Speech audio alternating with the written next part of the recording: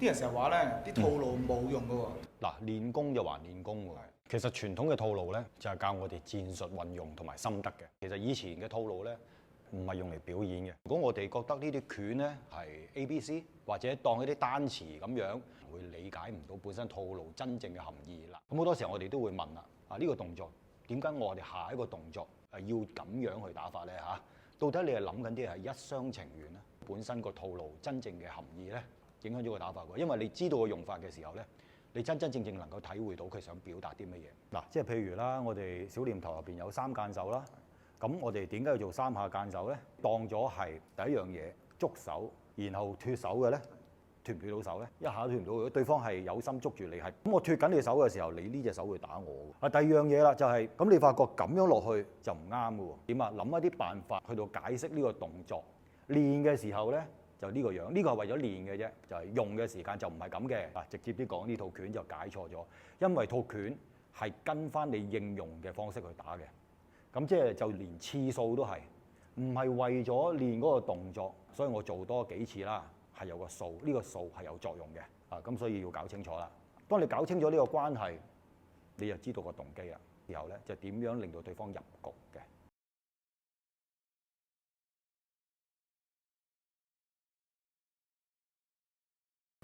師傅啊，係啲人成日話咧，啲套路冇用嘅喎。係，咁啊要視乎咁嗰啲係咩套路啦。咁而家都有好多套路嘅。但係如果我哋以前嘅套路嘅編排咧，其實就為咗傳承嘅，將一啲心得咧就係記載喺套路裏邊。咁傳承係為咗修正啲練功姿勢啊，定係為咗表演，定係仲有其他用途咧？嗱，練功就還練功喎。咁當然啦，有啲拳係拳功合一嘅。其實傳統嘅套路咧，就係教我哋戰術運用同埋心得嘅。而當然啦，而家就好多時候譬如有啲表演性嘅方式啦嚇，咁攞啲套路嚟表演啦。但係其實以前嘅套路咧，唔係用嚟表演嘅。既然着重實用，咁點解我哋而家都冇乜點見到啲人用套路嚟實戰嘅咧？咁首先一樣嘢啦，咁我哋要理解翻套路入邊嘅內容啦。譬如有好多傳統嘅家傳戶曉嘅套路啦，咁佢嘅實用性好高嘅。咁譬如詠春拳啦、小念頭、尋橋標指啊，咁如果我哋覺得呢啲拳咧係好似一般嚟講，你當係 ABC， 即係當佢英文字母，或者當一啲單詞咁樣，然後將佢編排一套嘢俾你練咧，咁就可能會理解唔到本身套路真正嘅含義啦。師傅啊，咁即係話，如果我了解套路嘅戰術鋪排同埋點樣去克敵制勝運用，理論上我可以用套路嘅招式嚟實戰嘅喎。冇錯，其實佢就係教緊你點樣去知己知彼，去理解個局勢。咁當你理解個局勢，你當然啦，你要好純熟啦。咁我哋話練功夫着重喺形功法裏邊，其實套路裏邊咧，只不過係去教緊你一啲佢嘅心得。你要明白佢嘅心得咧，咁你要體會。當然啦，我哋要識得去解呢套拳嘅老師啦，呢個第一樣嘢最重要啦。會唔會誤解咗套拳嘅意思啦？咁第二樣嘢咧，就係你有冇身體條件啦，即係話你有冇條件去發揮嗰套拳啦。咁拳當然啦，技術上邊有唔同層次嘅喎，即係譬如我哋入門嘅階段能夠發揮到啲乜嘢，然後再進一步又能夠做到啲乜嘢，咁呢啲就睇翻我哋嘅身體條件。所以我哋咧強調形功法，即係你個功力夠唔夠啦？你發唔發揮得到嗰種功夫嘅威力、氣勢、技巧？即係照師傅咁講，練熟到套拳都唔夠，仲要有形功法嘅配合，仲要了解戰術鋪排等等，仲要有對手同你練，仲要有對手係啦，即係你好似練波啫嚇，除非你打壁球啦，打壁球你可以對住埲牆打啦。咁但係練功夫咧，咁我哋就係話化策咧就求對手喎。咁所以如果我哋冇對手咁點啊？我哋知道個來龍去脈啊，想練熟啲嘢咧，練拳其實係要了解自己嘅需要，去反思自己嘅身體嘅條件能力夠唔夠，正所謂知己嘅功夫。但係佢嘅動作咧，就表現出嚟嘅動機咧，其實就係要了解對方。師傅可唔可以示範下咧咁？好啊，咁我哋攞啲功夫嚟到講解一下咯，好嘛？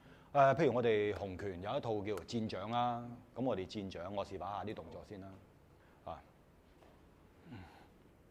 綁手啦，割手啦，刮打啦，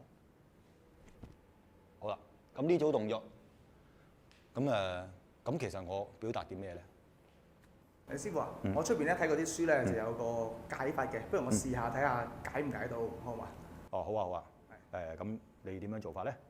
我又會先打埋嚟。係好，你指嗱打我一拳係啦，咁我就對應呢個綁手。冇錯。啊，跟住咧，然後我即係連環拳一個肩捶，咁我就做一個割手，係咪咁啊？冇錯。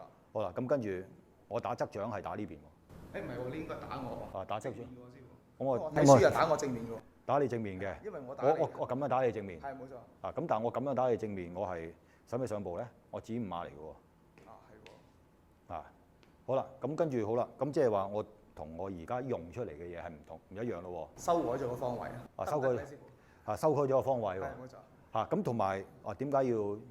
好啦，首先講講個方位先啦，好嘛？要修改個方位啊。咁即係你而家你係衝埋嚟。係冇錯。咁我就呢個綁手。好啦，跟住然後你再打我，連環捶，呢個割手。係。咁其實好啦，你試下咯喎。好啦，我哋照做啦嚇，照翻咁咯。咁我使唔使做割手咧？都唔需要啦，已經。唔需要嘅咯。咁圖片咪打錯咗咯。係咪？其實我嗰個褪踭就打得除喎。係嘛？即係其實我係管住一條線啦，就係即係你打埋嚟啦。係。我綁嗱，然後我就睇呢條直線嘅咯喎。係咪？好啦，我唔知道你呢錘幾時出啦。係咪？當我綁手落嚟嘅時候，咁其實你呢錘一出嘅時候，就褪踭就到嘅咯喎。係咪？咁其實我一褪踭，我咪能夠管到呢個位咯，能夠睇到呢個位咯。好啦，綁，係咪啊？跟住我就直出咯，呢拳。啊，呢個一個問題。好啦，第二樣嘢就係點解要圈手啦？圈手啊，就師傅你試下捉住我隻手。我捉住你隻手。係冇錯。咁樣圈手咧？我點樣捉你咧？用你嘅左手做啊。嗱，點捉法？係內擒手。定係咁樣捉？好，跟住。跟住我就試下喺外邊圈。哇！咦？嗱，我再認真少少捉你咯。如果我係發蠻力嘅，你總言之唔好理我識唔識功夫啦。我而家捉住你嘅，你甩唔甩到啊？好啦，我俾你甩啦。咁嗱，係啦，咁甩咯喎，我俾你甩。嗱，你而家係呢個方向抽咯喎。咁但係我哋個套掌法內圈嘅喎，係咪啊？內圈嘅，即係譬如你而家你捉住我啦，咁嗱，你拖住我，我要同你反，即係要同你鬥力。我要同你鬥力，咁我唔係好蝕底咯。係咪？咁打功夫如果學鬥力嘅，咁會唔會個圈掌唔係咁解啊？係嘛？好啦，咁我哋就睇翻套拳本身係點解啦。咁我哋揾下教練幫下手示範一下啦。啊，我先講一個低綁手先啦。好啊，教練你隨時嚟啊。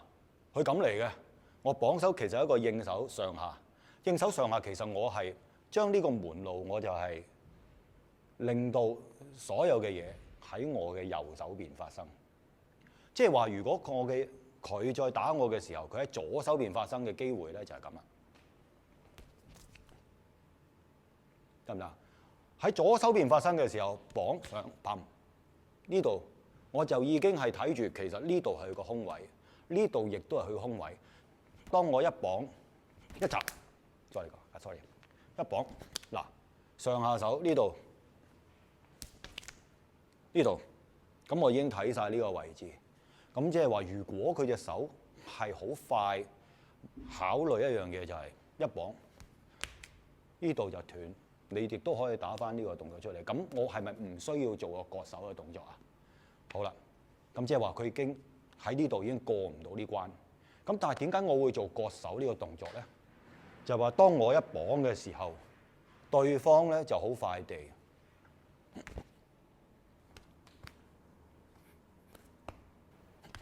係啦，佢隻手就會喺我呢邊出現。咁我呢度咧想打佢，佢已經係護住咗。而我最危險咧，其實係會喺呢一度出現，係咪？咁即係話，如果我上翻隻手上嚟咧，就大家就喺度互補翻個位啦。好啦，我哋嚟咯。咁我呢隻手就會割手擔咗落嚟。咁我擔咗落嚟嘅時候，呢個咪割咗落嚟啊！即係話佢手重嘅時候就側掌，呢個手就側掌過。咁所以點解個動作就係1、2、3？咁我側掌過嘅時候，佢好個勢嚟得急，佢一推開，咁呢度正中就穿心一拳。咁所以就係話1、2、3。咁如果我手割咗落嚟，佢打入，咁呢個就補翻一個正中一拳。咁所以佢嘅手會補翻個位就係呢度出翻嚟。嗱，呢度 sorry， 我快一滯。好嗱，所以喺呢度出翻嚟，所以一沉翻落嚟呢度，攞翻個正身騎馬，跟住再打第二錘。你第二錘可以咁樣落，或者你第二錘索性係喺呢度落都得。咁所以就打最後嗰個動作。咁呢個叫一連串嘅動作。對方入咗我局嘅時候，綁、割、打、砰，就係呢個位啦，就能夠將成套動作原本嘅意思表達出嚟。好，唔該。師傅啊，咁即係話咧，如果套路用得純熟、用得好嘅話咧，對手咧好大機會就會跟住套路嘅鋪排咧去走嘅。係啊，冇錯啊，你可以咁講嘅。咁啊，其實就係我哋學拳咧，就係好着重係其實最重要熟理解佢入邊係乜嘢，然後消化咗佢。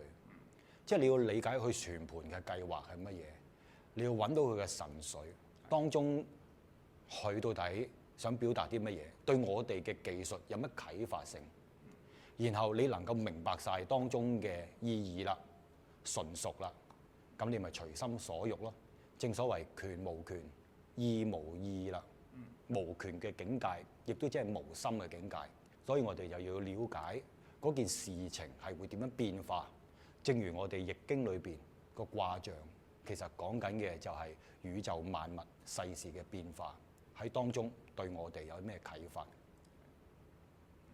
係啦，即係讀書就唔好讀死書啊！最後都係要靈活運用，咁先係咧可以用到你嘅功夫出嚟嘅。只要我哋虛心學習，咁能夠睇到當中嘅玄機咧，咁對我哋咧就會有好大啟發性。